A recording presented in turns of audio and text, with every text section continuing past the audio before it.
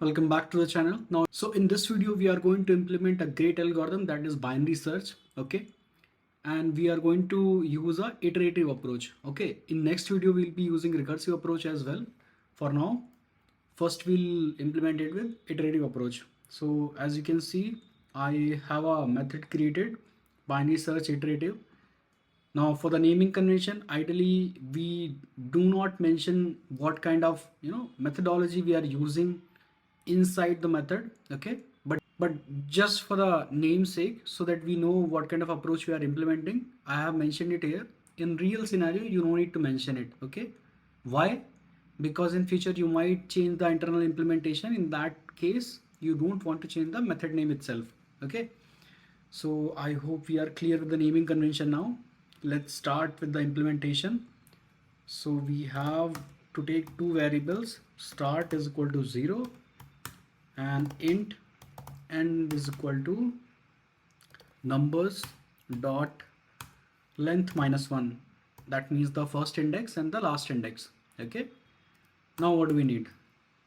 We need a while loop. While start is less than or equal to end, what we are supposed to do, we are supposed to calculate middle.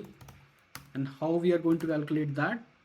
Start plus end divided by 2. Okay, so basically what we do in binary search, if I haven't said this to you earlier, binary search can be performed only on sorted arrays. Okay, so as you can see, this array is sorted. Okay, and let's say you're looking for 3 and currently the mid that you calculated is 6. You have done a comparison. Okay, this 6 is greater, that means you are supposed to leave this whole second half of the array.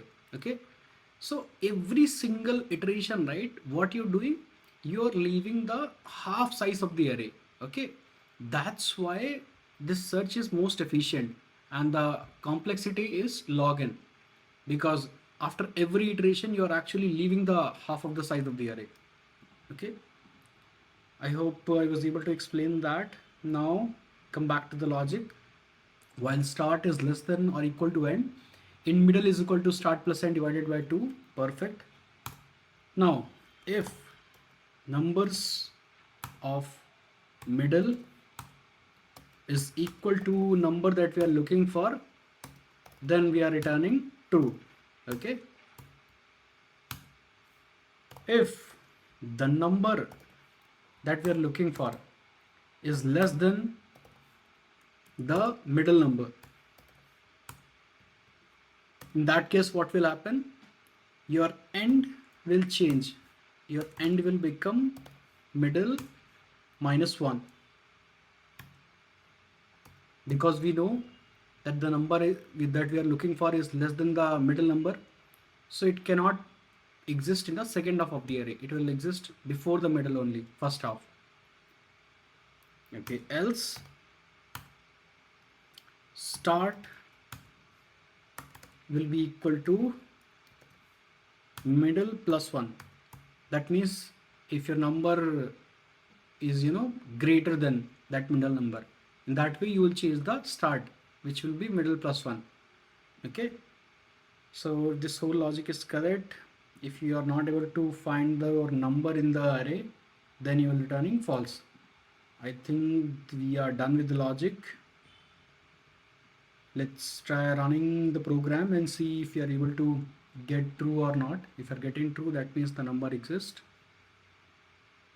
and we are getting false. Okay, nice. Let's see where. Okay, sorry, we are getting false, correct, because this 88 we are not able to find in this array. Okay, and let's say if you are looking for 8, which is there in the second half of the array, right, as a second last number, now we are supposed to get true, and we are getting true. Perfect. So our logic is correct. Okay, logic was not wrong. We are looking for a number which is not there in the array, right? So obviously we are supposed to get false, because this whole iteration will not give you this true. Okay, Okay, so our logic is correct. That's how you implement, binary search with the iterative approach. In the next video, we'll be implementing the same thing with a recursive approach. That's all as part of this video. See you in the next one. May the source be with you.